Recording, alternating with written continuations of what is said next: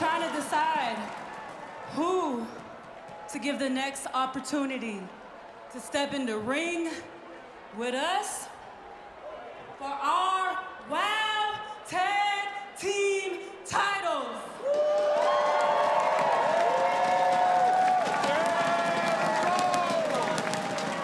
So tonight, a fatal four-way.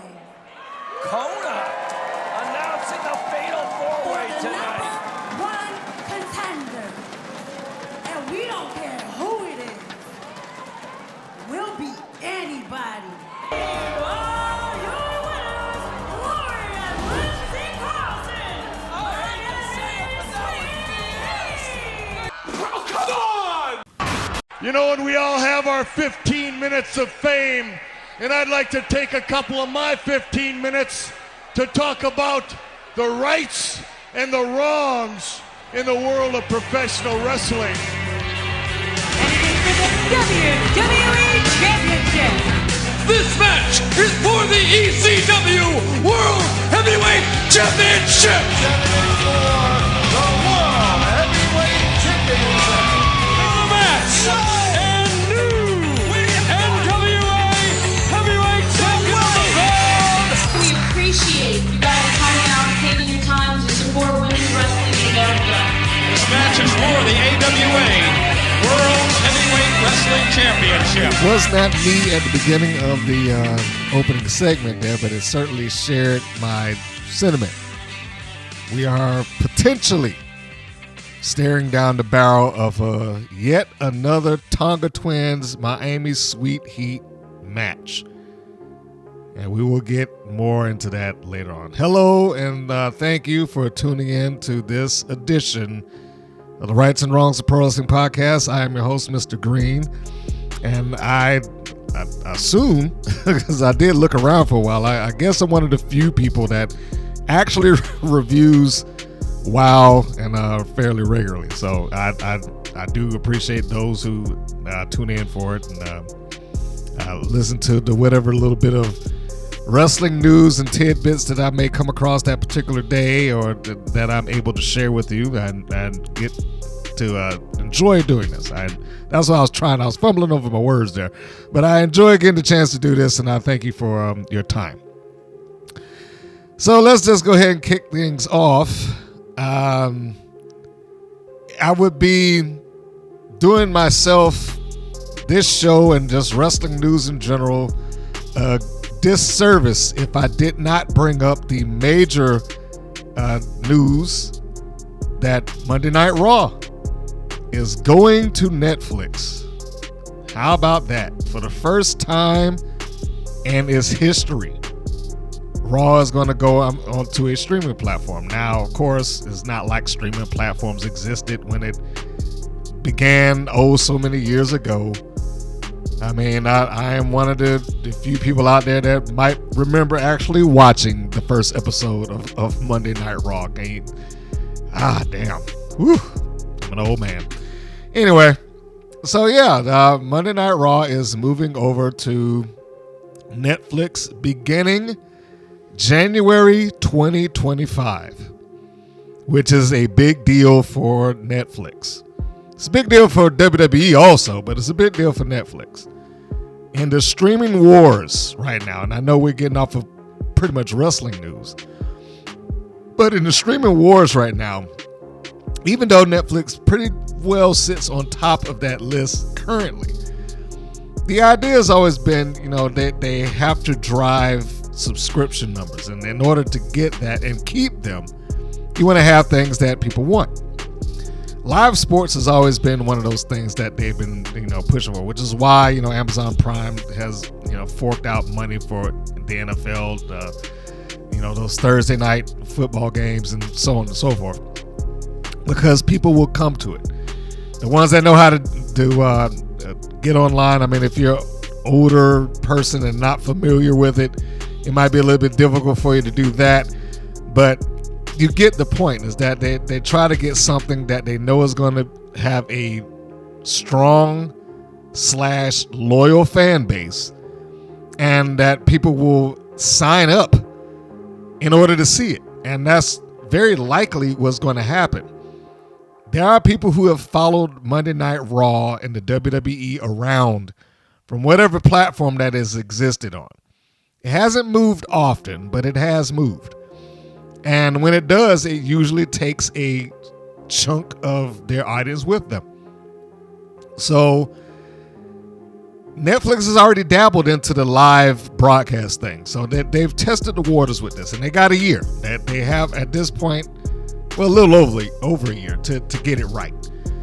So they got a few more times to test the ground, work out the bugs, do whatever it is they need to do. But this will be a big thing for them. Because if you are somebody who has been big on, making sure you catch Monday Night Raw or something like that, you're going to have to fork out some money now. If you're not already subscribed to Netflix and you want to see this, you're going to have to subscribe. And you got a year to get yourself prepared, or a little over a year to get yourself prepared, but you're going to have to do that. But WWE is going to have something on almost, I think, every major platform at this point. You got Raw going on Netflix, which is your streaming platform. SmackDown is flipping over to USA, so they still got that relationship, and that's cable.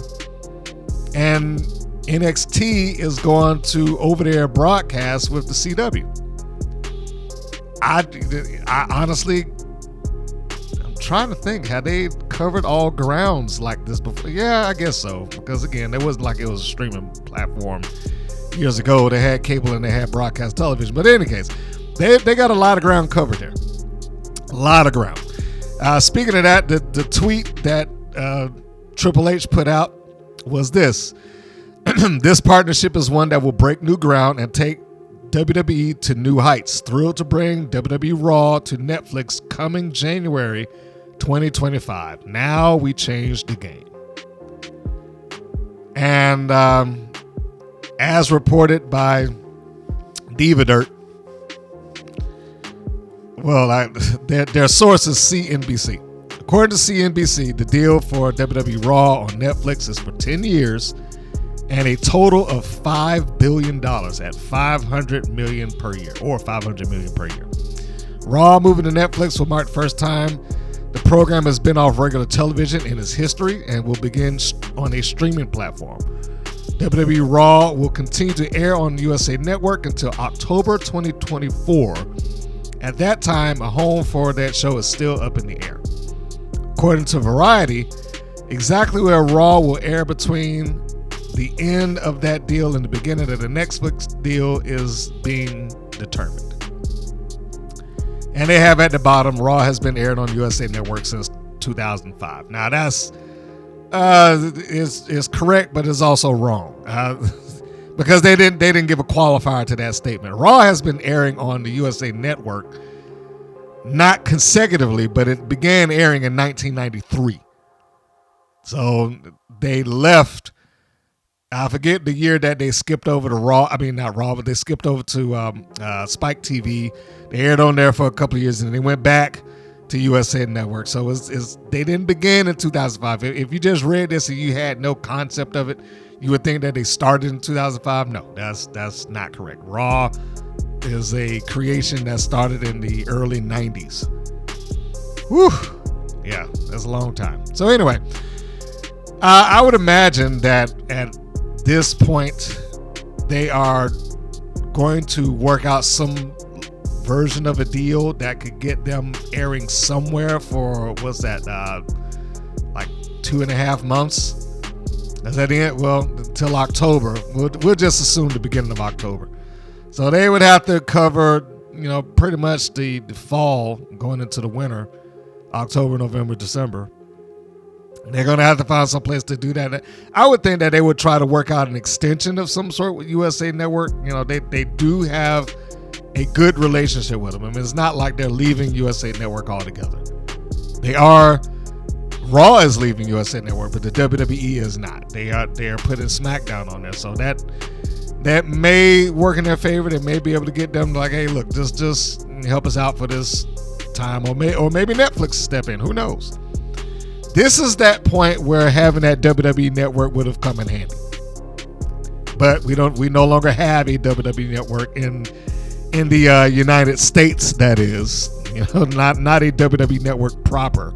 So I'm sure smarter people than I in the WWE and various other locations within their production teams and management will figure all that out.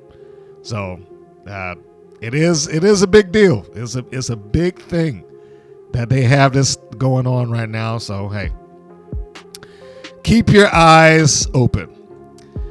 By all accounts, it seems that Trinity Fatu has wrapped up with TNA. I've gotten myself so used to saying Impact. I have to kind of stop myself, but it seems by all accounts that she may be done here. I mean, no one has made it official, and we know how that is in the wrestling world, because if she is, let's just say in this hypothetical situation, she finishes up with the company. Now her episode or her rematch has not aired yet. The challenge for her rematch has, which was a good episode of TNA Wrestling, I have to say. Just as a sidebar, if you have not had a chance to watch, I mean, I never thought that I would see the day that TNA started to develop buzz all over again, but it's getting some buzz, and they've had a really good show. I mean, just a really good show. It's 2 hours, but it's an easy 2 hours, man. I would encourage you, if you are a wrestling fan, which, if you listen to this, clearly you are. Also, if you like women's wrestling, because they got that in there, and in my opinion, the best ladies in the business. Go and check it out. I mean, and they up and down the show, there's some really good stuff there. So, and it looks good on TV. I mean, those smaller arenas, I mean, they're not too big, but they're not tiny either. It's not like it's a high school gym or something, but it looks great for them. I mean, it looks full, and it has a different vibe to it. I just really enjoyed watching that show. So if you get the chance, and not women's wrestling, okay, so just wanted to put this out. The main event was Josh Alexander taking on Will Ospreay. Great match. That's one of those matches that you can sell just on the idea of the match. It didn't really even need a build-in, but they had a minor one. They did give it something. It was, Ospreay wanted to have his match in the TNA ring. He grew up watching it. It's amazing to think that you're now at a point 20 years later that you have people who watched that as kids and now like, I've always wanted to be in this ring my whole life. And that's the generation you're at now. People who grew up watching this. So that was part of it. He had already gotten one big win over Alexander and wanted to do it again inside of a proper TNA ring. And the match was booked. So, that was a big side note there. But in any case, the matches that have been already shot, they've already been recorded. You can go and you will find the spoilers if you want. I'm not going to mention anything. But in any case, like I said, it appears that she contractually is wrapped up. They have not said one way or the other from any source that I've looked at that she is definitely out the door, although my suspicion would be is that she is. I do not know that for certain. However, that said, the Royal Rumble is this weekend as I am recording it. And if she is contractually free, it is very possible that Trinity Fatu could revert back into being Naomi and make an appearance at the Rumble. It is possible. I'm interested to see. I was going to say it later on, but I might as well say it now, because I was going to bring this up as it relates to WOW. Anything that is in the path of that show this Saturday is going to be eaten alive. I'm not saying no one's going to watch WOW at all or Collision or whatever's going on. But if you are a wrestling program that's on TV, that Saturday with the Royal Rumble, with the amount of stories that they have intersecting, the star power that they've had, the overall curiosity that they have created just with the people, male and female, on their roster. All other wrestling shows are going to be eaten up this weekend. But the point being, I know I've went off the rails there. The point being is that it is possible that she could show up. I don't expect anybody to say, yeah, I'm free, because if she did, it's going to ruin the surprise. And you know how the WWE loves their surprises. They love having their surprises. There are other things that's going on inside of the TNA universe. The show or the episode that I just talked to you about, Zaya Brookside made her singular debut against Tasha Steelz. She did debut at the pay-per-view, but that was part of the Ultimate X match. So I like that they did this. So even though she debuted in a multi-woman match, she got to have a debut singular of that and show people what she can do. And it was a nice little match, nice way to introduce her. And imagine this, she came out and she got a win. How about that? Wow should take notes. So she got her win and against Tasha Steelz. And again, I am going to say, if you haven't had a chance, if you on the fence about it, give it a chance, man. Give them a shot. Take a look at it. See, they do post a lot of it on their YouTube channel and whatnot. I think you might enjoy it. I am still high on MK Ultra as a little side note, and I am interested to see where they're going with Ash by Elegance. I did see the first vignette that they have posted with her or put on their program. And when I look at it, it does seem more like she's a model, with some sort of high-end fragrance that she is representing or something like that. I don't know if I particularly like the name, unless they're just going to shorten it down to Ash or Ash Elegance, or I don't know, something along those lines. But I am interested to see where it's going. I still understand why some fans look at her and they're like, she's ripping off Tony Storm's gimmick. But I do want to give it some time to see where they head with that. And maybe, just maybe, she might win me over. And for those that don't know, I don't think I said it. Ash by Elegance is the former Dana Brooke from WWE. So if you were a fan of hers and you were looking to see what she can do outside of a WWE universe, well, now's your chance. You get to tune in, see if she is doing it for you. Does she excite your curiosity, make you want to watch, make you want to tune into the show? In other news, Ava, The Rock's daughter, is NXT's general manager. How about that? 22 years old, which makes her officially the youngest general manager in WWE history. Now, I don't know where exactly they're going to be doing with this. I know they said that she's been helping Shawn Michaels out, but now she is the general manager. It'll be interesting to see where this goes. And, not for nothing, we also know that The Rock is now part of the board of directors of the company that is over WWE. So it all comes together. Does it not? It all comes together. Other news, I probably should have said this when talking about Netflix, but I bring it up because our friends at WOW have relationships with Paramount Global. So before I begin with that, let me just say that this is not me saying that this is going to cause them problems. I'm not saying that. I'm just presenting this because it potentially could, because no company is going to be up front and be like, oh yeah, we're about to start chopping shows and stuff like that. They usually don't do that.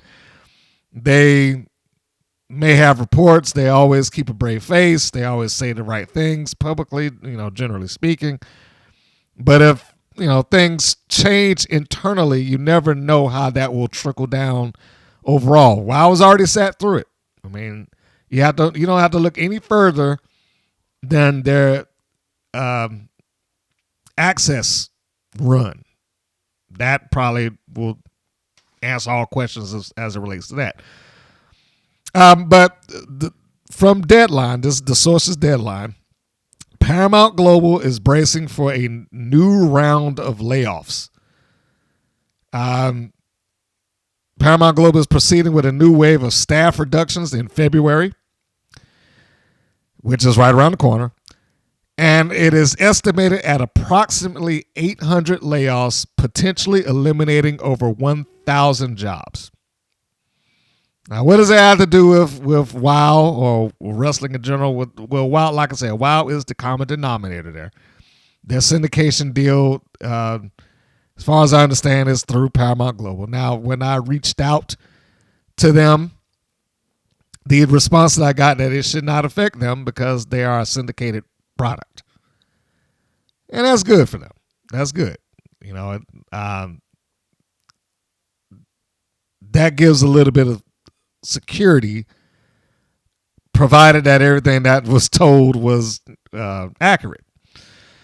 But I have no reason not to believe them. Like I said, it is a syndicated show. It's not on CBS proper, even though some talents in WoW still insist, watch me on CBS. You're not on CBS. you gotta let that go. You're not on CBS.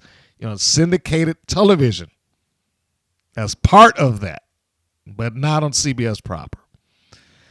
But I only bring this up because if those layoffs reach into management, that would be where I would have my concern. I fully believe, the young lady that responded that WoW was, fine. But it's always a case of when the management changes, and if somebody in the management doesn't like it or doesn't want it, for whatever reasons that they may not want it, it's gone. With Access TV, it didn't have anything to do with ratings from what I remember. It was simply a case of we have ownership in Impact Wrestling. We want to focus on that. We don't want any other wrestling program on our network. And to their credit, they have reached back out. I think they started, talking with New Japan. And also, they have been very good to Impact or NXT, not NXT, TNA. Too many initials. But yeah, they have been very good to TNA at this point. So, but that's just an example of what I'm talking about. You can go back further than that. WCW, now granted, they were losing money, but when they did have their mergers, that was one of the things that helped facilitate them getting cut loose. And it's not just wrestling. It's happened to, I think they did the same thing to, a lot of the Cartoon Network shows that were airing around 2000 and 2001. Kind of wiped them out. You can go back a lot further. There's an infamous story in CBS lore where some of their top shows at one point in time, we're talking in the 60s, I believe. But one of the top shows that were on television at the time was shows like Green Acres and Mayberry RFD and Petticoat Junction and stuff like that. And these were highly rated. The management changed. And then the new guy came in. He's like, I don't want this. It was as simple as that. I do not want to be seen as the country channel. Get rid of it.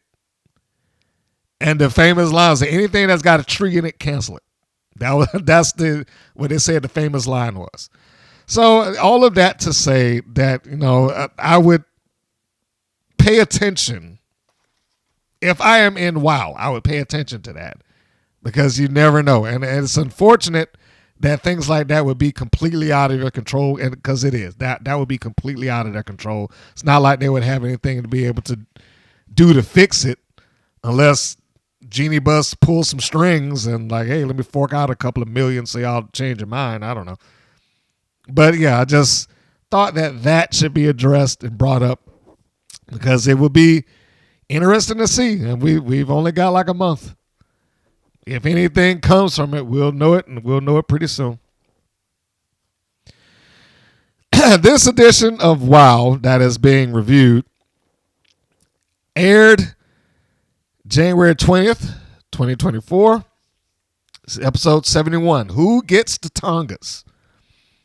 And for me, chronologically, it's going to be, well, seasonally is 219. For me, chronologically, is episode 71.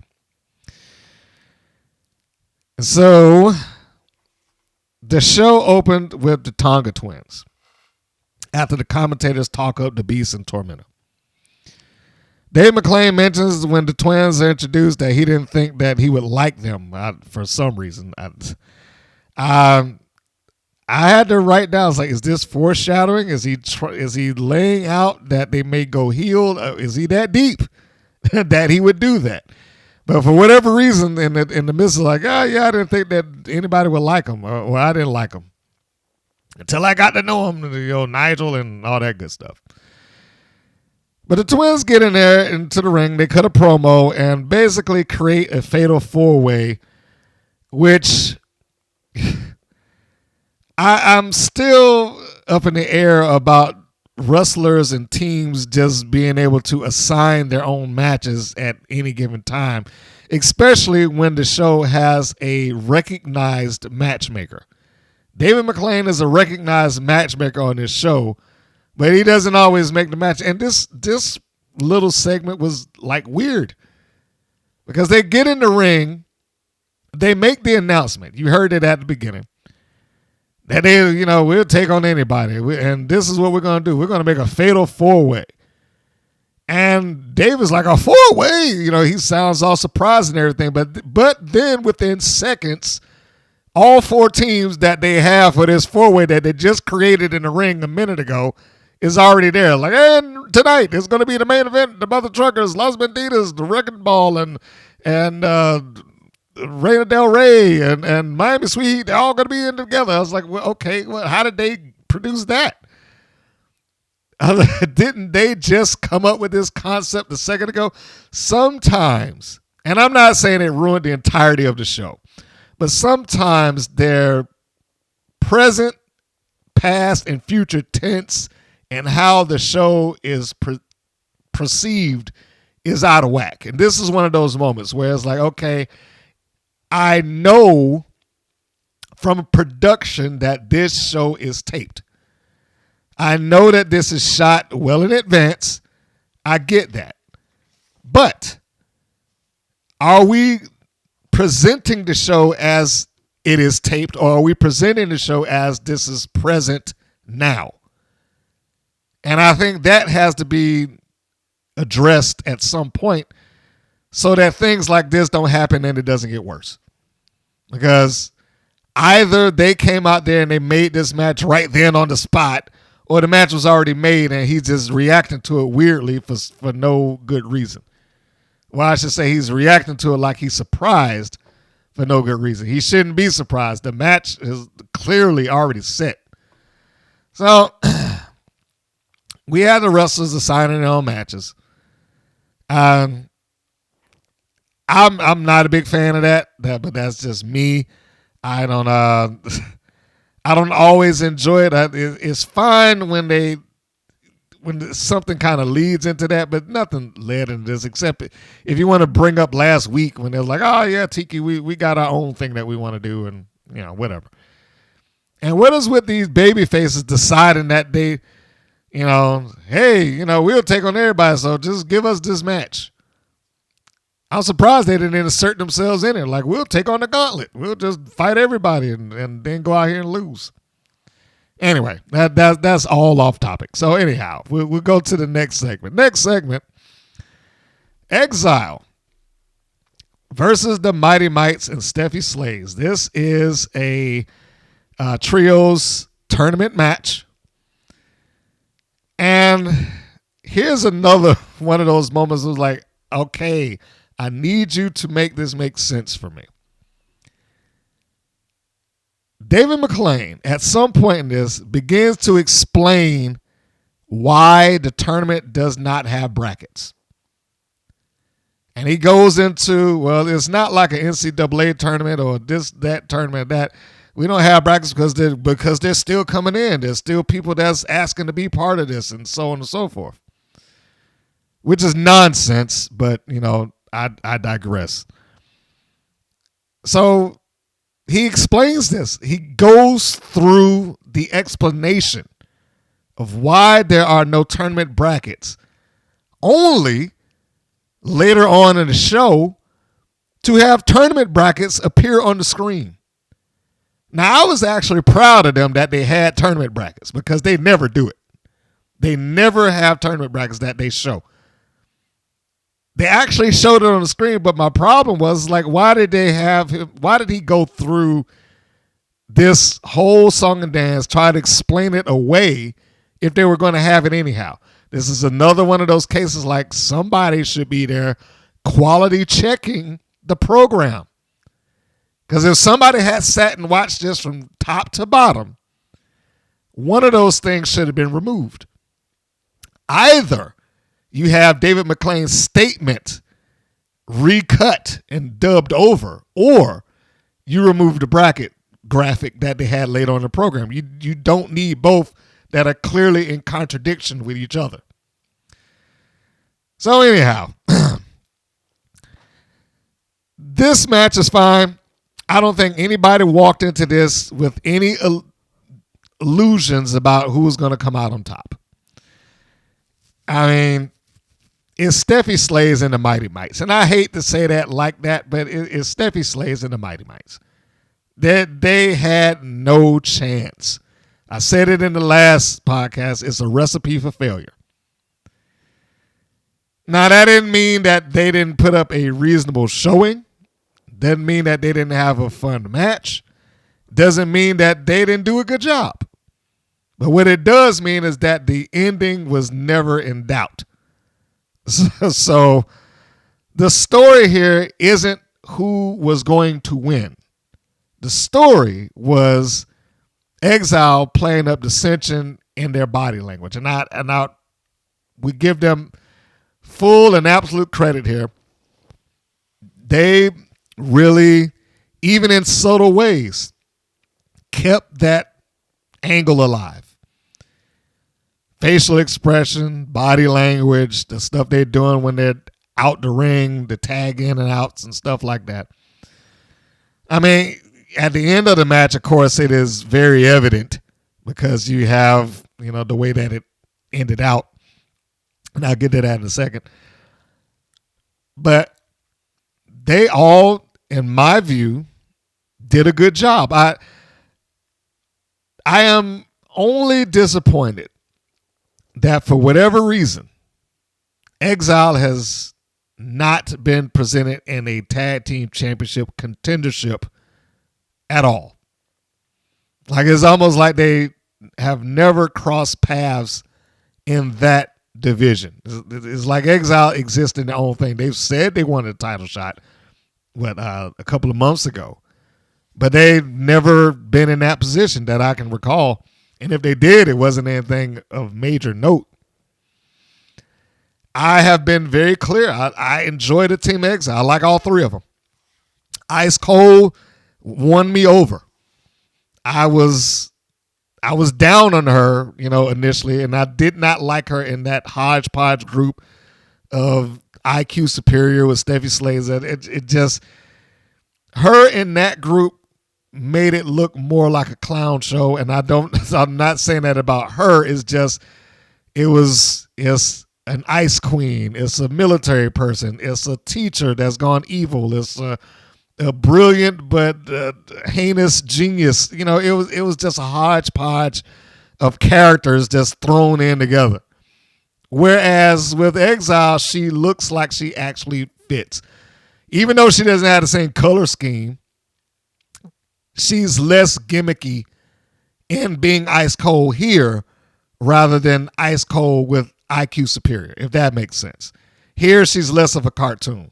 It comes off to me more like a name rather than, yes, I live in the Arctic and and doing ice puns every chance that she gets. Here she looks like it is a team, a wrestling team. Now it's a team in dissension right now, but they still come across like a wrestling team. So Ice Cold, Exile taking on the Mighty Mites, Stevie Slays. Again, the match is fine. There are points in it that are actually pretty fun. Stevie Slays looks like she was meant to be a part of the Mighty Mites, even though she's the elder statesman and a little bit larger than the other two. She's about the same height, but you get what I'm saying. You had this very colorful combination of wrestlers there with Sugar and Spice. I think they should probably change their color scheme from the red and yellow. But that and the all purple and Stevie Slays, they look like they should be a team, quite honestly, if we're just going off of the rainbow of colors that they have. But ultimately, in the end, who's it that I think it was Spice that dropped the fall. Whoever it was, the one that's in the red. So it ends when we'll just call her Spice for the benefit of this. She charges in after Exodus. Exodus gets her up in a driver, I believe. And then they set her up for what they call the temperature drop, which is a combination move from Exodus and Ice Cold. She basically comes off of the knee and drops an elbow on whoever her opponent is. So she hits that, and I'm sorry, it was body slam, not a driver.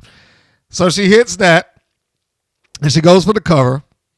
But as she's going for the cover, then here comes Genesis. She charges in, and she get up. It's like she pushes her off, and then she gets the pin. Now, I'm not sure how that exactly works. I don't remember if she was the legal person or not. But she takes the pin because she says she's the leader, and she's the one that's supposed to be doing this. So the dissension in the team still exists. The arrogance of Genesis being there is being played up. Ice Cold has some really good facial expressions when she's, like, okay, yeah, it's like we won, but man, you had to take that away from me. That type of thing. Exodus is clearly upset. She gets the microphone, and then the microphone's taken away from her as the quote leader is yelling. I mean, all of this is good. It is good. She cuts a promo at the end. She being Genesis, and if there's anything that I feel like is a problem in this, let's sidebar to David McClain.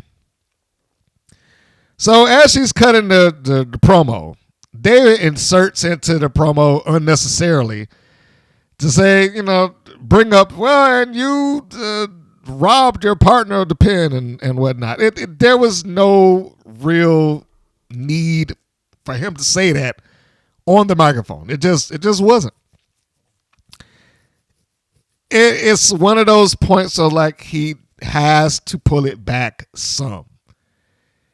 He's already there top to bottom, and he's not going to go anywhere. But they're going to walk a fine line with him if he doesn't pull back on some of this. And what I mean by that is he already has some people out there who are not fond of his style of work. And that's acceptable because everybody has that. Everybody that's in a public forum has somebody that's like, I don't care for him. But what he doesn't want to do is push that further. He's the matchmaker. And I've gone over this already. He's the lead commentator. He's the matchmaker. He's the lead interviewer. He's, the guy that gets up and does this. And there's no title for it, but, just to question the people from the commentating booth that when there's no real need for it. And he talks through the backstage segments, which I really hope he throttles that back. That is probably the single most annoying thing that he may do, is answer questions that the person that is talking cannot hear. And it just, it becomes annoying. But anyway,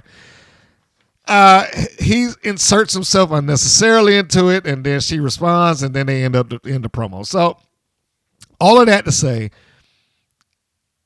Exile as a group, I am still high on. I hope that they're not perfect. Okay, they're not perfect, but I hope they get better. I like the presentation.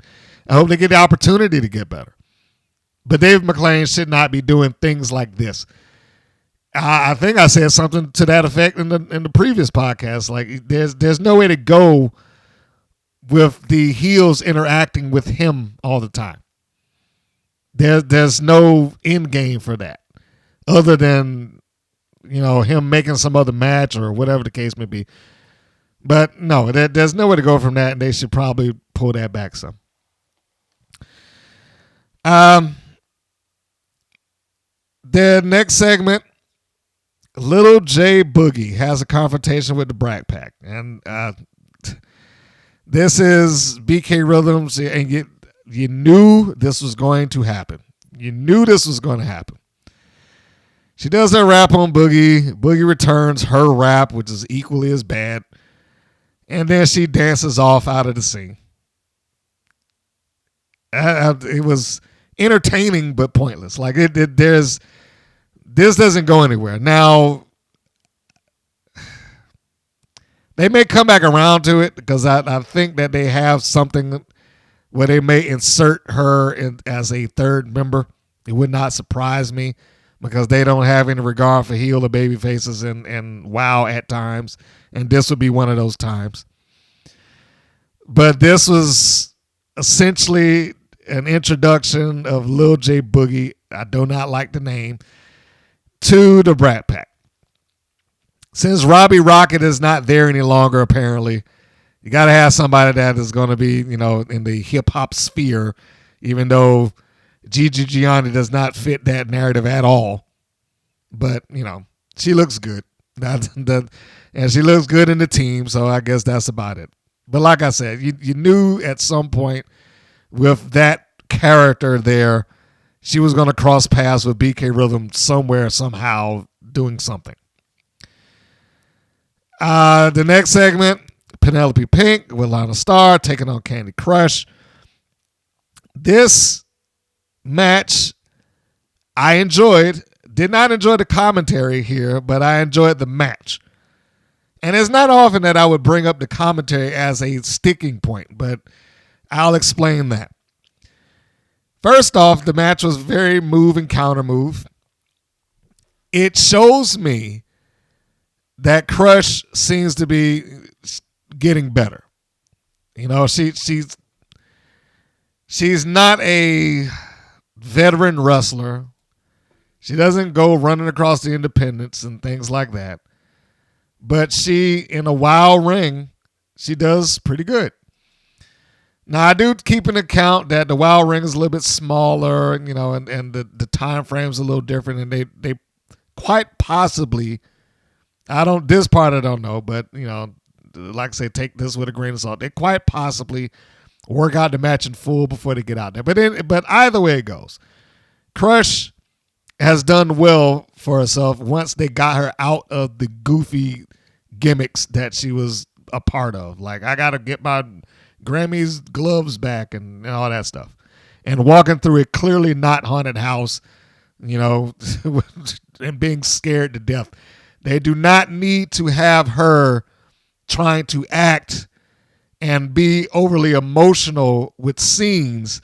This is the best use of Kandi Krush. She is a competitor, and they need to just feed into her being a competitor rather than, hey, we need you to perform this. It just doesn't work for her. Her strong suit is this. The match is very enjoyable, but it is odd that McClain starts selling Penelope Pink getting over a cold and getting over the flu and whatnot. Now, whether that's true or not, that is largely considered babyface commentary. When we're trying to give the babyface an out, you bring up things like that. oh my gosh, Kandi Krush, she's doing the best she could do. She just had her leg repaired. She just came back from the doctor the other day, and she's working probably off of 60%, David, stuff like that.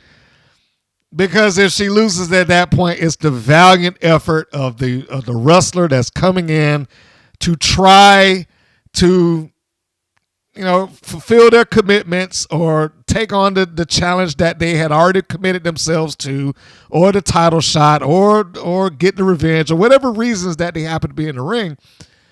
They do that to give them the valiant try, whether they succeed or not.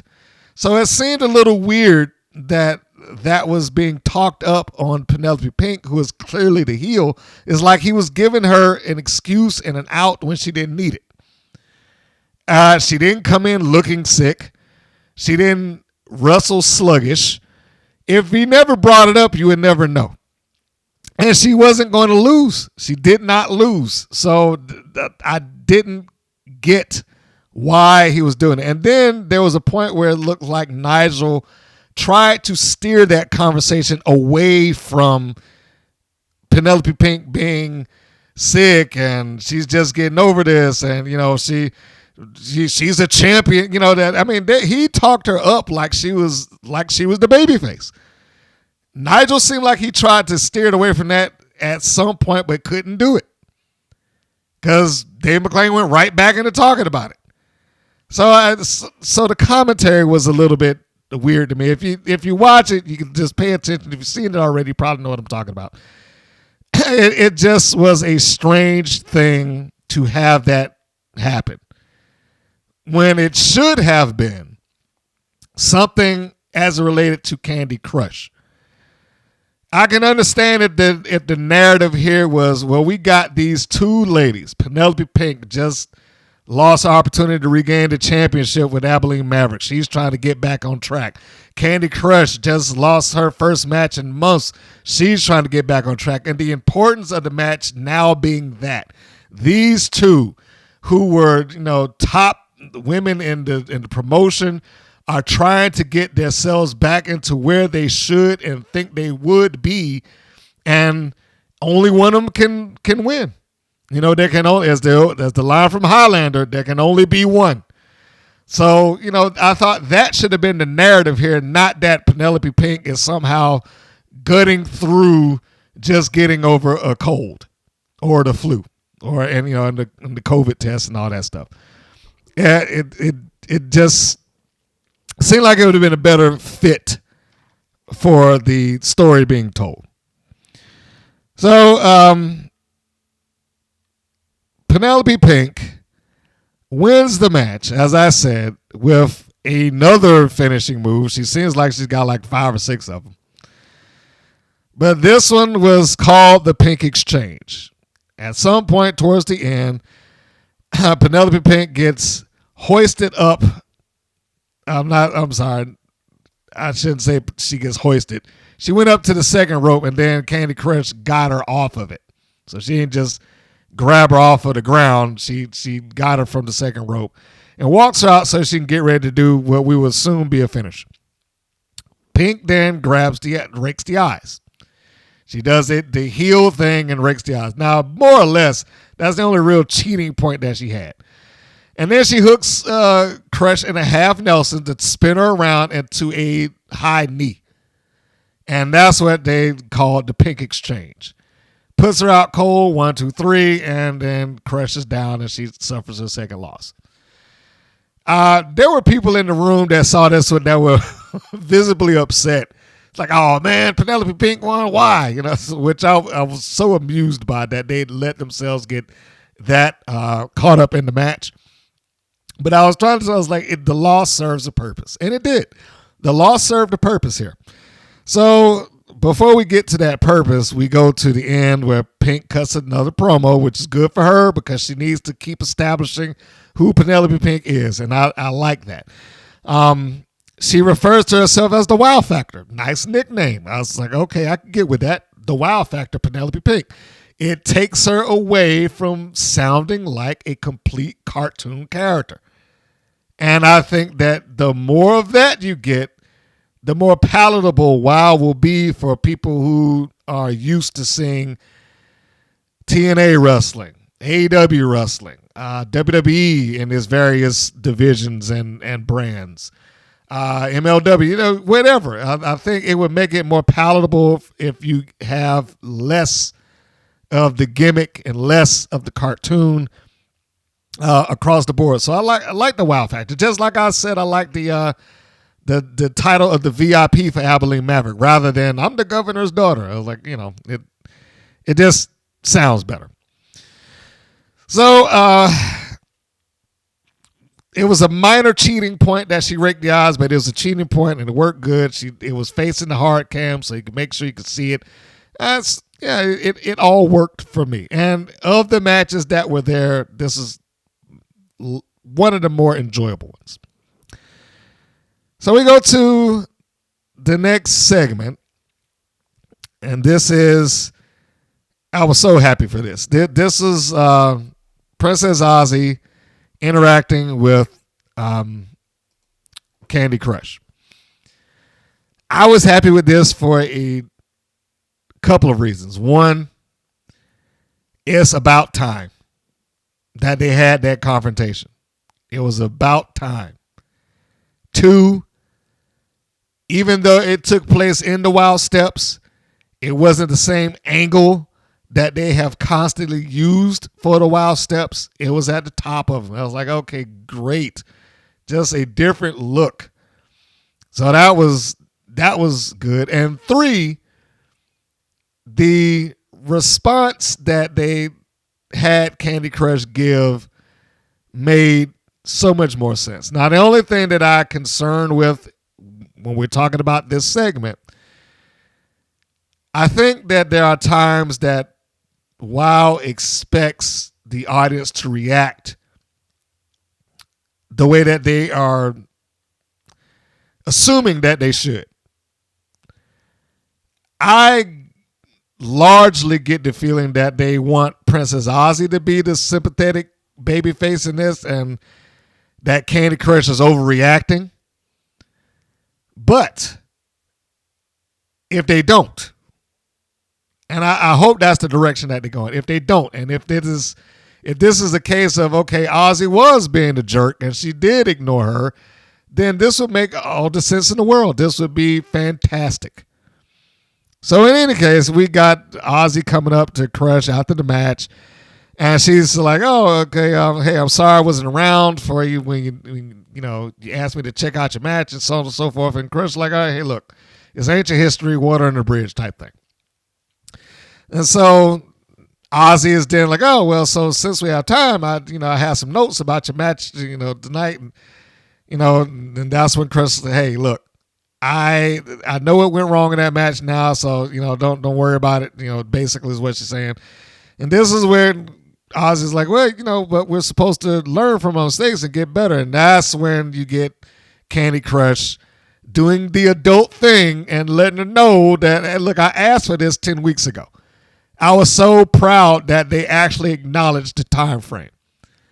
So I asked for that 10 weeks ago so that I could keep winning. She established her gripe. It's like I wanted it then so that I would not be in this position now, basically. And then she points out the obvious. And the one time that you made time for me after you lost the title is when I lost. And so I was like, this is great. This is great. I mean, it took forever for them to get to it. That's the only problem that I have. It takes so long. Like, well, it's just weeks and weeks and weeks. And then you have to remember it. You have to remember that this actually took place.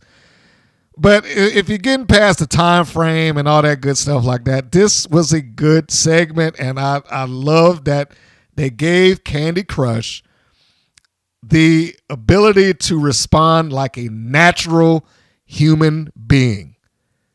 This goes directly back to what I was talking about at the beginning of the season or the year or whatever, when they had her constantly crying and whining and my gloves and all of that stuff. She was always whining.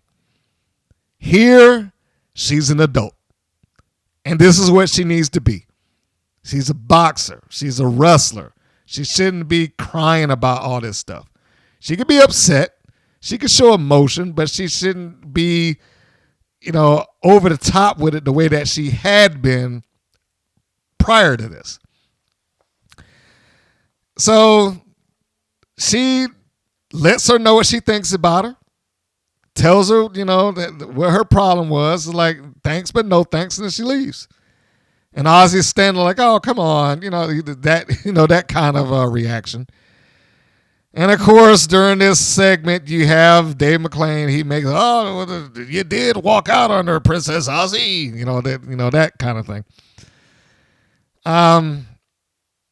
Less of him, more of them. And this would have been a perfect segment. It's not perfect because he decided to open his mouth through it. But my question coming out of this is, who are they going to portray as being in the wrong? I sincerely hope and of course we know this is already shot, but I sincerely hope that the person that they put in the role of the sympathetic babyface here will be Kandi Krush. She should be the sympathetic face in this scenario. She was asking for help from what was assumed to be her friend, who didn't have any time for her until she lost the championship. Now all of a sudden, I'm perfectly willing to help you out. So she should be the sympathetic babyface in this scenario. Time will tell. I hope it gets to that. The next segment, Tormenta versus The Beast. This is somewhat played up as a grudge match, even though it's got kind of, vague heat. Is not hot. That's for certain. And Dave McClain is constantly bringing up that Tormenta is a former Mexican champion. I'm tired of hearing that now. Every time she's there, is like the one thing that he's able to say that gives her any level of credibility. But how many times can she lose and that be the thing that saves her credibility? Loss after loss after loss after loss. Well, she was a former Mexican champion, Nigel. Or she was a former Mexican champion, Steven. Hey, Tormenta, she's a former Mexican champion. Like, apparently that didn't mean anything because she keeps losing. That title, she might as well have just been wrestling in front of 20 people. Like, she was the champion of this high school gym. It means nothing. So it should just stop. It would be a different thing if that actually worked into something, or she was played up as being a legitimate contender or a legitimate threat. I've said before, your heels have to win something. And not just win over minor people, but they got to win something major at some point to be regarded as a credible threat. Tormenta has not been regarded as a credible threat. She keeps getting these big matches, but she keeps losing the big matches also. So they stayed on the floor for a long time, the Beast and Tormenta, which only made me ask myself, is this a no-holds-barred match or no DQ or no count out or whatever? I mean, I don't remember hearing that, but that's how it was somewhat treated. This match is relatively short. I mean, I think it's like 3 minutes long. I mean, it is not long at all.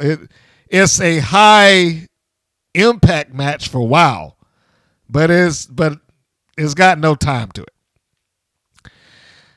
Probably everything that the Beast needed, let's give her a short match where she gets smashed over top of somebody and, get the win, which is pretty much what it is. I mean, they like leveling the Beast up as some sort of cyborg and, that she can't be stopped and, all that good stuff. Overall, I mean, like I said, they had a portion of the match where they were on the outside for an inordinate amount of time. Probably did not need to have that. There's a portion of it where the spot was very clear what they were getting ready to do, and that being Tormenta sticks her head through the ropes because she's been tossed over the top, and then she comes back up on the apron. The Beast cuts her off. Tormenta puts her head through the ropes. She gets hit, and now she's standing there dazed and standing there, and you know what's coming as the Beast comes up to the ropes, and she preps herself to leap over the top so she can give her what is supposed to be a DDT on the apron. So she does that. Tormenta goes down. She takes the bump on the apron, and they fight on the outside for, like I said, an inordinate amount of time. I'm not even sure if the referee was bothering to count at this point. I will say, Tormenta does look good when she has these matches, and she puts up a lot of effort. But clearly, her status in WoW is not going to be of high standing. Her job seems like she's there to fulfill the heel when they need a heel, I guess. That's probably the best way I could put it. We're just there to kind of like, all right, look, we need somebody that this person can face and they can go ahead and beat. That's a heel and not a baby face. That's what it comes across to me. There's also a point on the outside where the Beast looks like she's trying to do the old swing into the guardrail bit, and she lost her. I probably would have cut that out of the show if I could have helped it. I would rather that just be gotten rid of rather than to show her losing her grip or her strength failing her, because it goes against everything that I've been pitching about the Beast. If I'm going to go all in on her and have her be my cyborg, as I said, then that's what I want her to be. I want her to be the unstoppable monster until I say otherwise. So they get back in the ring. Tormenta's in one corner, the Beast is in the other. She charges in, the Beast does, and she gets hit in the face with a foot as Tormenta brings up the boot at the last second. Then she gets up on the top rope. Looks like she's getting ready to go for the Meteora. This is a finish that we've seen Batista do a couple of times. Somebody come off and he catch him in the Batista bomb. And that's what the Beast does here. She catches Tormenta coming off the top rope, and she catches her in the Beast bomb, and she folds her up 1, 2, 3, and that's it. So what do we say? In like 3 minutes, she goes through Tormenta. So it's like it's not like Tormenta was that big of a competitor, or she was that much of competition to the Beast in this regard. She went down in flames like everybody else did. No one that has come up against the Beast primarily has made it look like they were of equal stature. They didn't seem that way. After the match, the Beast cuts a promo. It's basically what you expect. It is, I'm the Beast, I'm the biggest, I'm the baddest, I'm coming after the championship. That's not exactly how it's phrased, but that's the overall narrative of the promo. I'm the Beast, I'm the biggest, I'm the strongest, and I'll get my championship back. So there's not a lot there. I am glad that WoW has begun allowing them to do promos rather than vignettes all over the place. I don't mind the vignettes. I don't mind the backstage stuff. But it is still a wrestling program, and the wrestlers need to be able to communicate that to the audience, both live and in the arena. They need to be able to communicate those things to that crowd one way or the other. So I'm glad that they're getting a chance to do it. Now, I don't know how good an orator the Beast happens to be. Her material does come off like it is, hey, you're going to go out there and you're going to say this. It comes off to me like that. But practice does make perfect.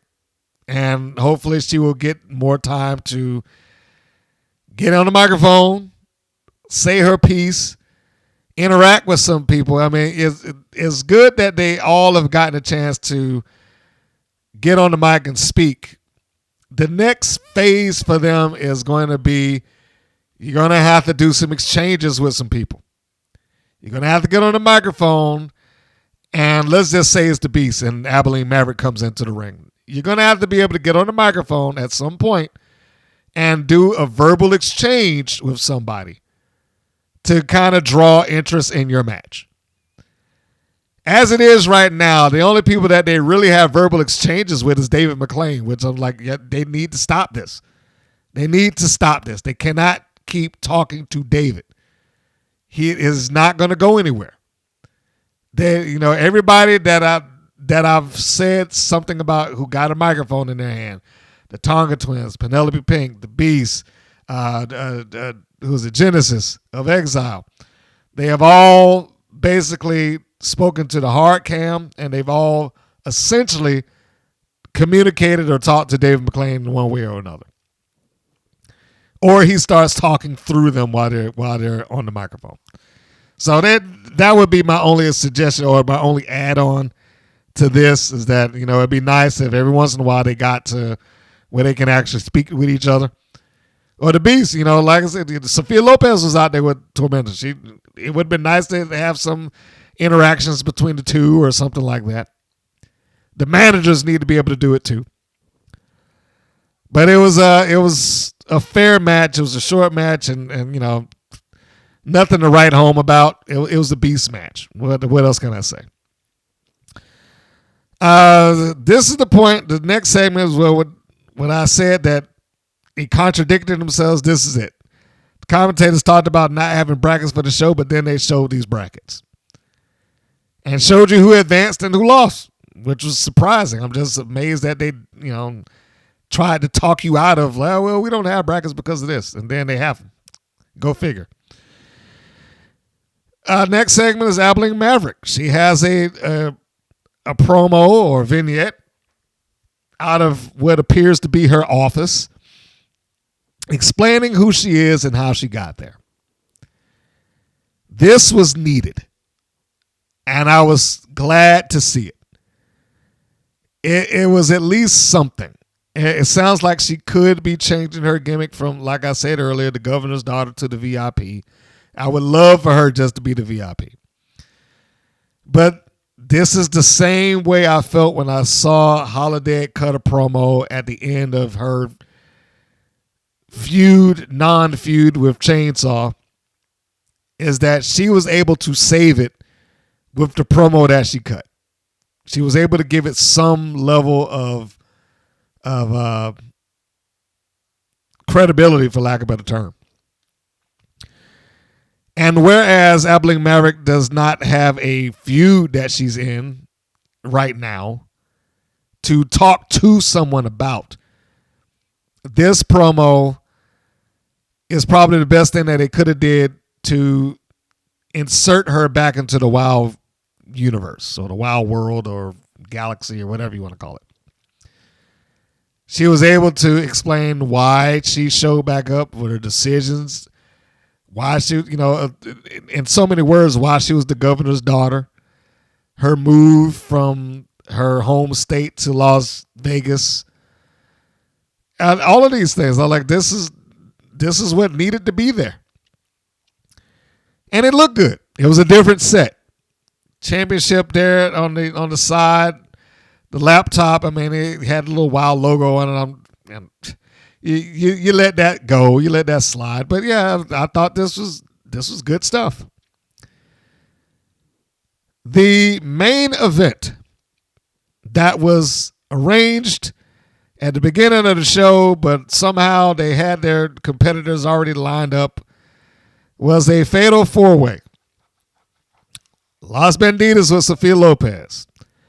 Last Call, Miami's Sweet Heat with Lana Starr and the Mother Truckers. And then this is a heel heavy match. That is true. You got one babyface team here. You got the Mother Truckers. But immediately when this happens, Dave McClain gets up and he kicks the managers out. It's like, Sophia Lopez, you can't be here. Lana Starr, you can't be here. Now, we don't know the rhyme or reason as to why this match they couldn't be there when Lana Starr was out earlier, and so was Sophia Lopez out earlier. It wasn't explained why. He just decided that, I don't want you out there, I guess. Which goes back to that inconsistency of who is the matchmaker and who's in charge here. Did the Tonga twins make this match or not? But they get kicked out, and it's now just the teams.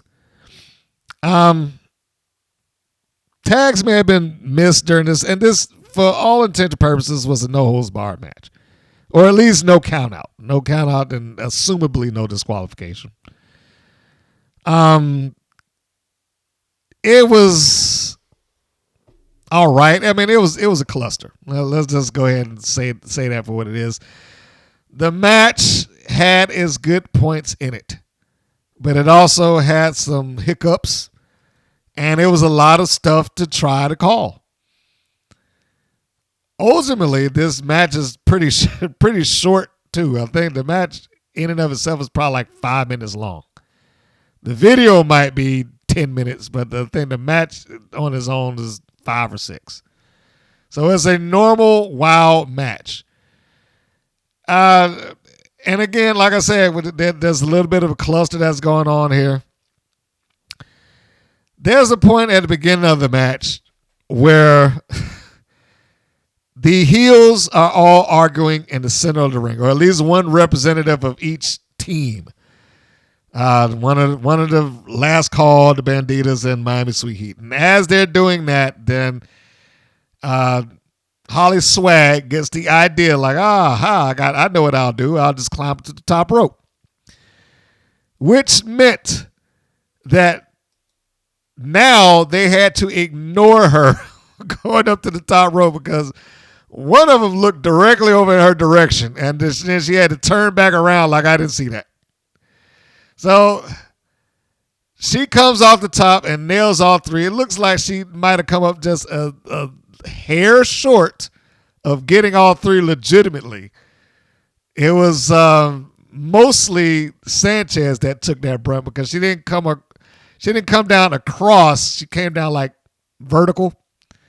The other 2 on the sides just had to go down with her.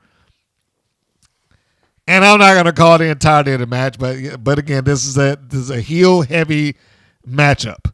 So the Mother Truckers are the only given baby faces in this contest.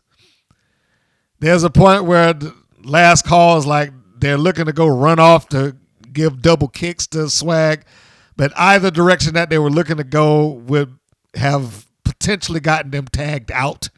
So they didn't do it. They just decided, all right, we'll just kick her right here.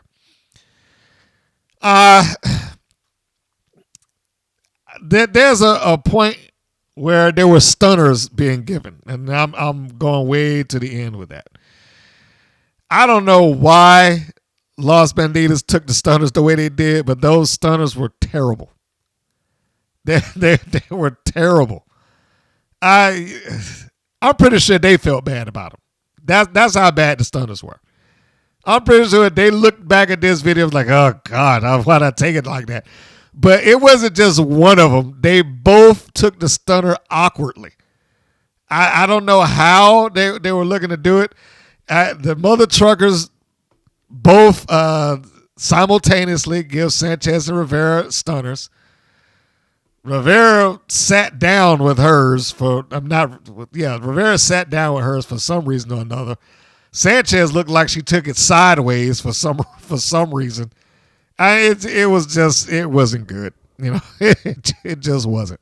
It's almost to the point that I've never liked the old Vince McMahon thing. Do it again.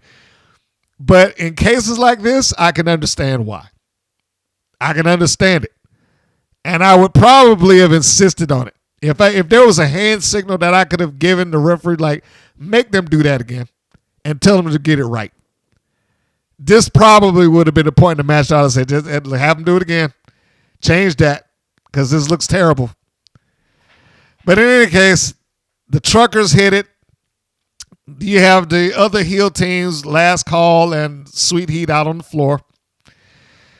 The Bandidas are down and unable to get up because of these stunners. The referee can't get back in the ring because Miami Sweet Heat are grabbing the legs of the referee. They won't let him back in. And then you have Vicky Lynn McCoy and Penelope Pink sliding in with the mirrors, the Fabulous Four gimmick sugar mirrors. And they knock both of the mother truckers out. I've never been a fan of those mirrors as their gimmick. Doesn't seem like it would be something that would knock somebody out. And they always hit them glass first.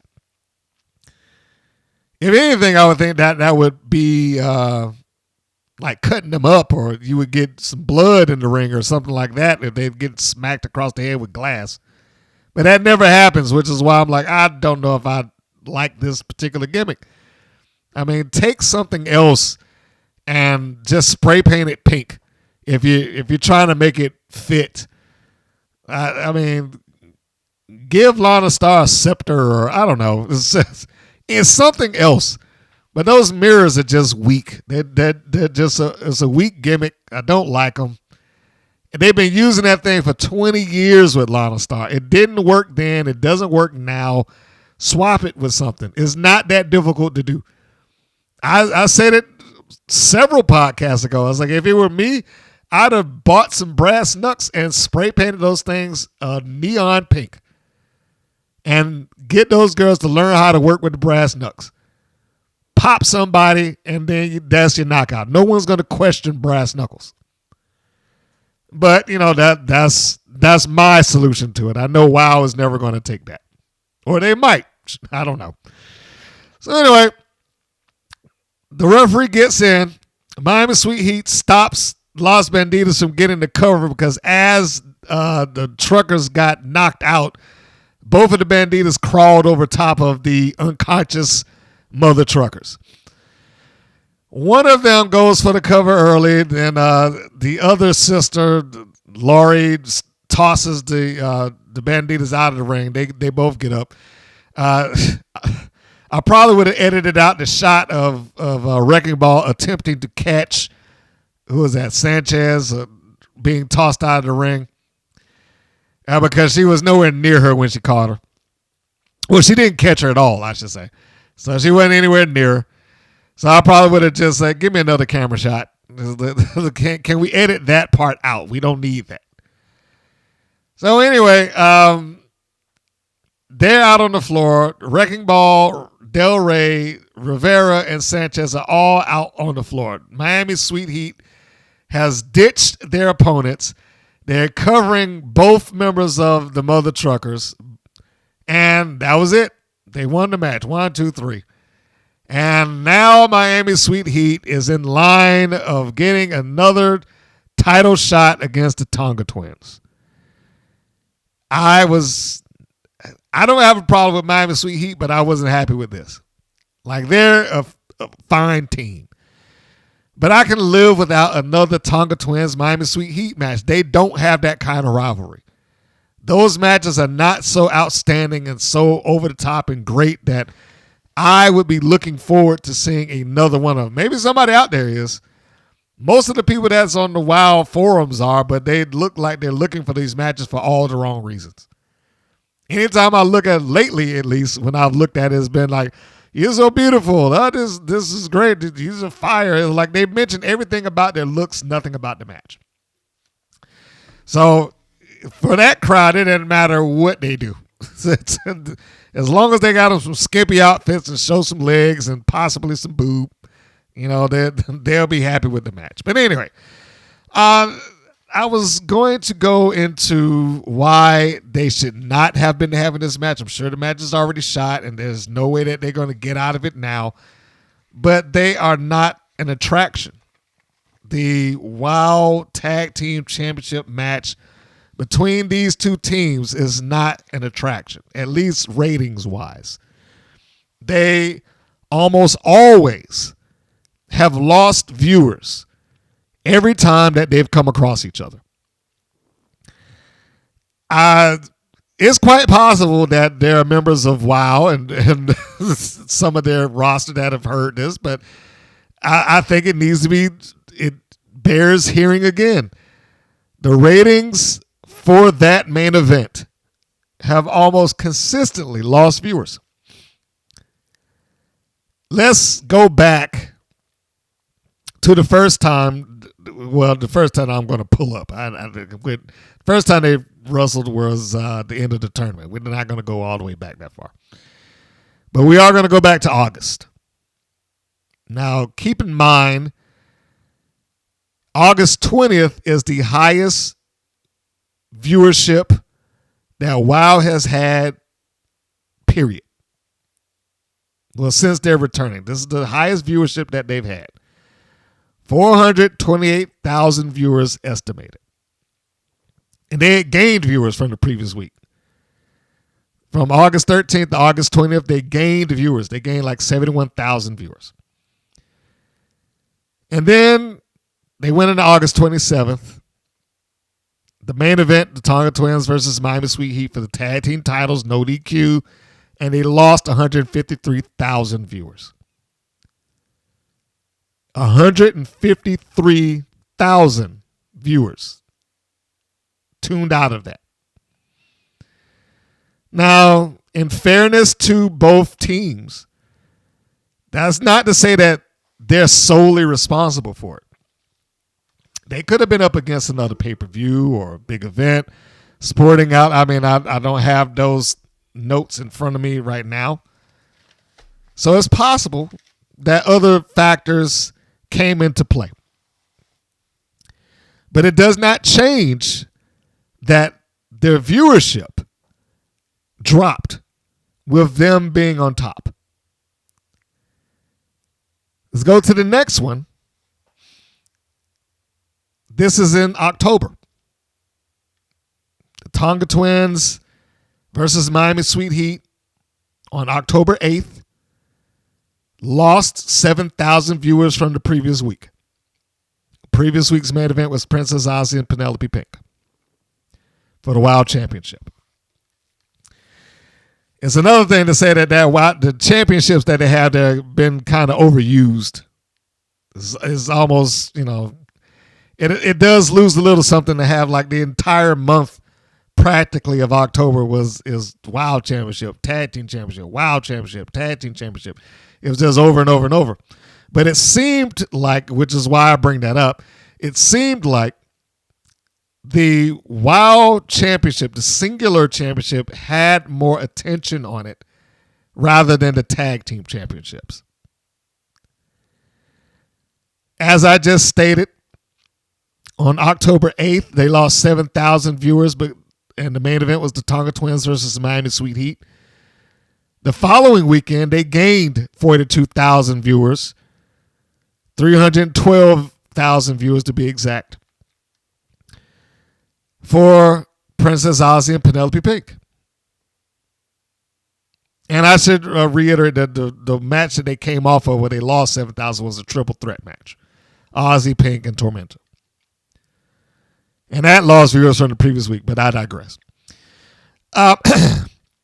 But Aussie and Penelope Pink gained viewers, 42,000 viewers. They trended up until the following week, where they got the Tonga Twins and Miami Sweet Heat again, and they ticked down 57,000 viewers. Everybody that they gained from the previous week, the 42,000 people that they captured and got them to watch, turned away, and then some. They were down to 255,000 views, which is why I said that 250,000 mark is basically where they hover around. That this appears to be the WoW faithful, the ones that are going to tune into this show no matter what. Regardless of what happens, they're going to tune in to this program. Miami Sweet Heat and the Tonga Twins have had their run, and it was nice when they had it. But I don't know if there's a clamoring for them to revisit this all over again. And I've mentioned before sometimes the WoW audience, the ones that's in the building, and especially the ones that's on their social media platforms, will give them a false reading. I don't know if that's what they're basing the matchmaking off of, but they say yes to everything.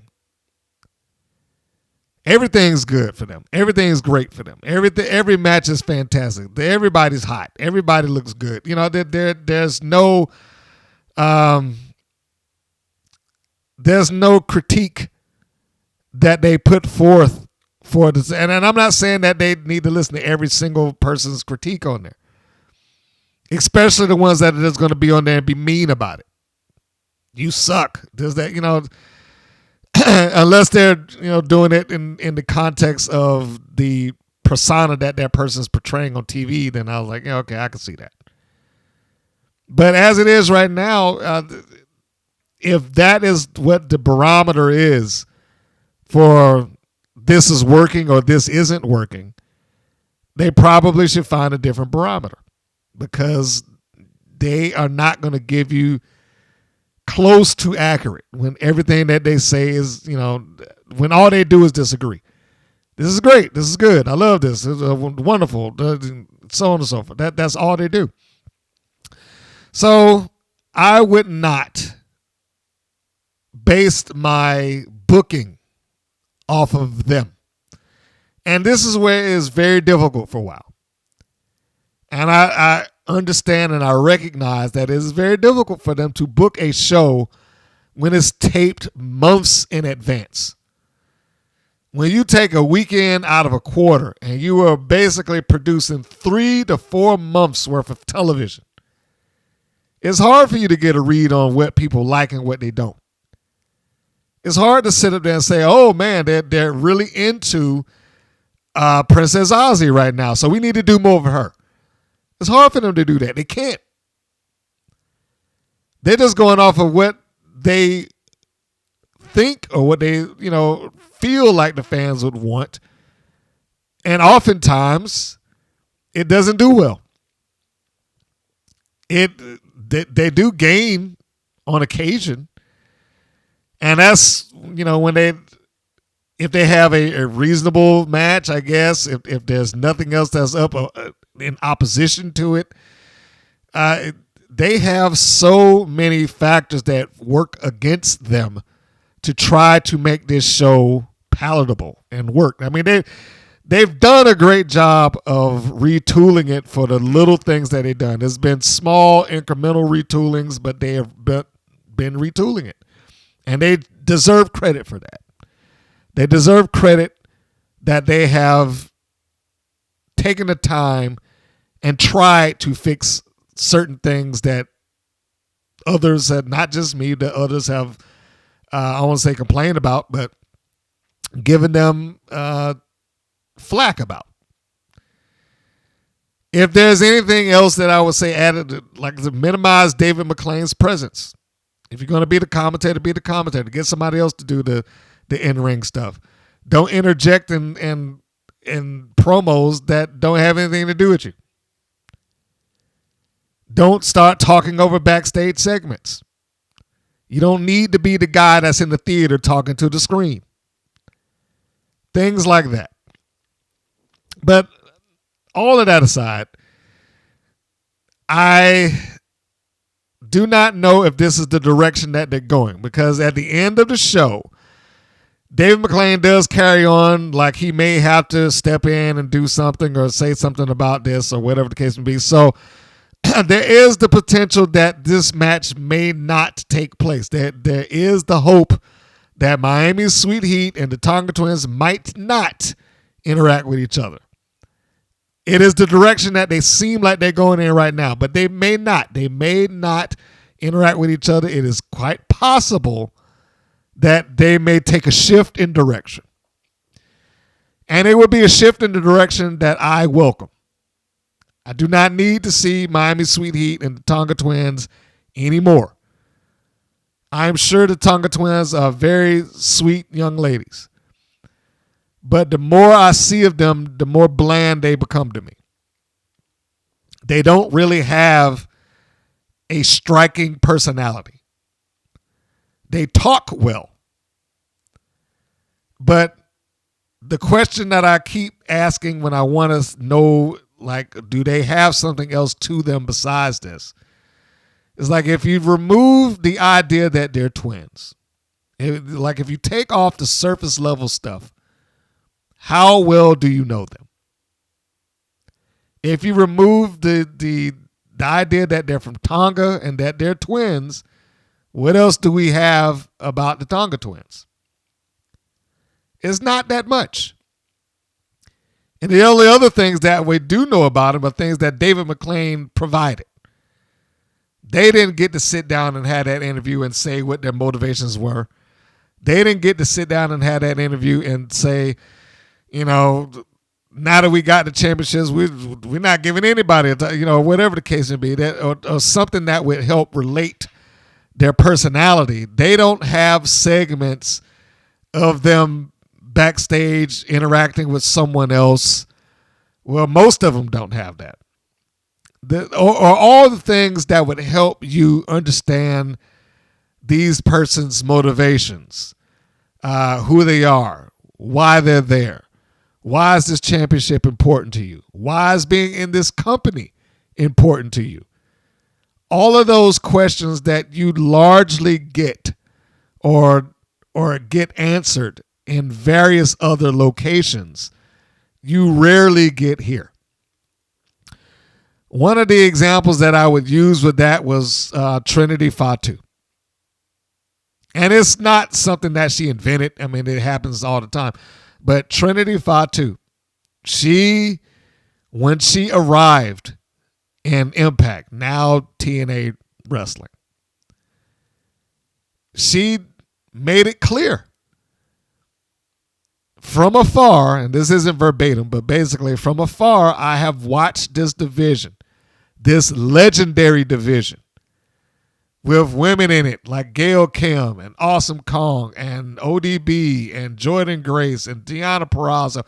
And she puts over all the people, well, not all, but, you know, past and present, the talents that have been in that division, called it legendary, you know, put it up on a pedestal.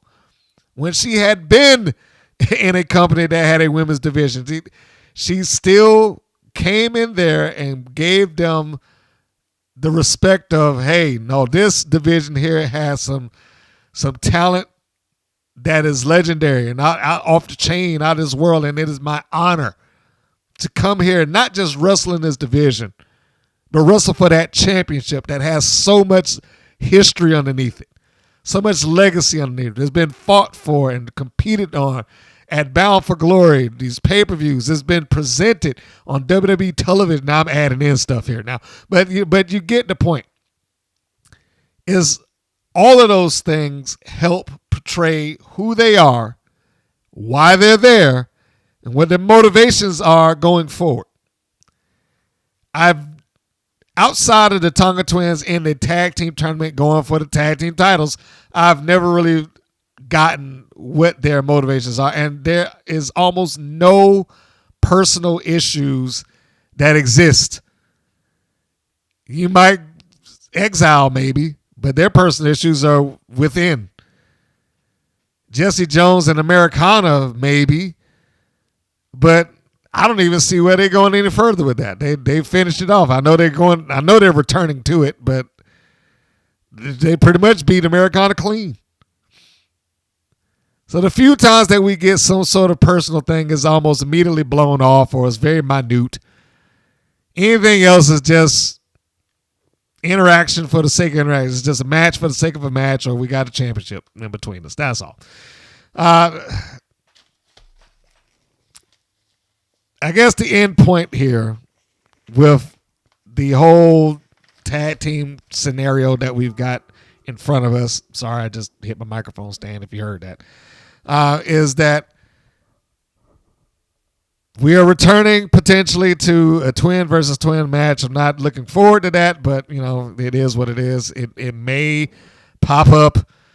Hopefully they will surprise me and do something else. It's not too late. They could pivot. They could make something else happen. we'll keep our eyes open and tune in to see. Lastly, before we wrap this up, I want to get into what is going to be the next program for WoW. As you know, if you listen to this for a while, I generally get a email that talks about what is upcoming for the upcoming weekend of broadcast. So what I'm going to read to you now, and I'm not going to do like I did last time and start giving, spoilers. I did not go look into the photos that they have attached to it. So I don't know. I don't know who's winning here or whatever the case may be. One of these team names that popped up, I was really kind of surprised. I thought they left or I haven't seen them in weeks. But here is what they have now. This is for season 2, episode 20. The Only Way I Know How to Fight is the title that they've given us. There's no stopping Americana as she challenges Jesse Jones to a one-on-one contest in the main event, despite concerns from Santana Garrett. The Brat Pack is joined by an intriguing third member as they enter the first round of the Trios tournament against Spring Break 24/7 and Chantella Chella. Chainsaw attempts to find a victim in Heavy Metal Sister Fury. After losing last week's fatal 4-way, the Last Call take it upon themselves to hatch a backup plan in their quest for a tag team title opportunity. Also in action, Adriana Gambino and Goldie Collins. That is what we have to look forward to. So your 4 matches is going to be Adriana Gambino versus Goldie Collins. I'm going to call Gambino for that. I don't know. These are just my predictions. I'm going to say Gambino goes over. At least she should. Jesse Jones should win this. I don't even know why they're returning to that, but that's the main event. The Trios tournament, I'm pretty sure if it's Spring Break 24/7 and Chantella Chella, that the Brat Pack should win that. Whoever their, third party will be. And I only even guess Jay Boogie because of the photos that they have on their Instagram. They seem to have been putting them together. So I'm like, they must be doing this for some reason. I expect Chainsaw to go over on Heavy Metal Fury. I could be wrong about that one. That could be close. I have no idea what Last Call is doing or whether there's any point to it because we already know that Wrecking Ball has left the company. So this could be the beginning of her riding off into the sunset. But why they, anyway, I shouldn't even go into my questions right now. We'll save that for another day. So, in closing, again, many thanks for those of you that tune in and listen to these podcasts by the week. I really appreciate you and your time. This is why I try to do the research that I do, is the reason that I try to cut this up into chapters to try to make this more palatable. All the little tidbits and things that I've added on as this podcast has progressed. I do because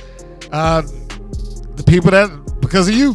You've come back, you listen. The least I can do is put in the effort to try to make it as good a show as I can make it. If you have not subscribed or liked the videos, please do. It always helps, and I really mean that because it has shown some changes in the algorithm for YouTube. I am still thinking about putting together the prize pack. I've looked into some other items that we can add into there, some autograph photos from some lady wrestlers, perhaps comic or so, maybe a Funko thing, just a few other little things, but it's going to have to be, when I think of a way to actually launch that's when I'll go into it. I am thinking maybe if we can get an episode over 10 likes. If we can get an episode over 10 likes, then maybe we can start pushing into that. And then we can have something up. Also, I got to get back to getting some quizzes. If you haven't been onto the WPN YouTube channel, for wherever you happen to be listening to this, I know some people do listen to the podcast in other formats, but if you've never been to the YouTube channel, you can go there. There are a few just random questions about women's wrestling that you can participate in. All you got to do is go there, go to the community tab, and you can scroll down and you can see a few of them right then and there. Like one that I have that I'll read for you right now, and you can go and check it out and see if you can answer it correctly. All of the following celebrities have interacted with pro wrestling in some form or fashion over the years. But which of the following female celebrities actually did participate in a wrestling match as a wrestler? Your choices are Cyndi Lauper, Kim Kardashian, Maria Menounos, or JWoww. You can go onto the community tab right now and you can answer that question. If you know the answer, go there and click it. If you know your stuff. Some of these things are so far, and no cheating. No cheating. Answer it off of what you know. You know what? I'll just read off another one just because I'm in the mood. You know, let me get my thing up here. Here we go. In 1950, 32 wrestlers have been recognized as the NWA Women's World Champion, but who is recognized as the first NWA Women's World Champion? That is a question that is on our page as well. You can go down the options are the Fabulous Moolah, Debbie Combs, June Byers, or Mildred Burke. Go over there, check those out. If you know the answers, answer those. I'm always interested to see what people know, and I'm always interested in sharing and pushing off some more wrestling information. This is what I love to do. So, on that note, folks, thanks again for tuning in, giving me your time, downloading this, listening to this on YouTube, checking it out on the website, wherever you happen to be listening to it, and sharing this podcast. Like, share, subscribe, do all the normal YouTube stuff. If you're on the podcast platform, subscribe there. We do feed out to greater podcast venues, and you can also go to our store on YouTube. If you wanted to support the channel in some financial means, you can get the Pro Wrestling tees, our t-shirts. You're gonna have to click the link to get to the actual page to see more of our stuff, because they cut down on some of it. It's only showing like 3 items. There's more than that. But you can click that. You can go over to it, go to spring.com, and it will show you the full page of everything that we have if you go to our profile. The one that I would suggest, no silly stuff, just wrestling. That's one of my favorite shirts right there. But anyway, all of those things there available for you. You can go look through the products. They are sitting, waiting for your approval. Face masks, t-shirts, leggings, long sleeve, wife beaters, you name it, they're all there. I probably should find a different name for it than that. Doesn't work here, does it? Wife beater. I don't know. I'm just used to saying this. That's an old term. Anyway, so on that note, folks, I appreciate you. Tune in next week. We will talk more about WoW and this content. And maybe there'll be more news in pro wrestling. I know there's news about Vince McMahon right now and some of his dirty deeds, but I didn't want to get into that. And on that, I will close by saying that this is Mr. Green saying that this is Mr. Green saying so long, and we will see you on the next go round. Thank you. Let me get the marbles out of my mouth. Thank you, and take care, everybody. Thank you for listening to the WPN's Rights and Wrongs of Pro Wrestling. If you have questions or comments, please contact us via our Facebook or our YouTube channel at the Women's Pro Wrestling Network. If you're new to the WPN, feel free to subscribe to our channel and like our page. We appreciate your support. Thank you again for listening.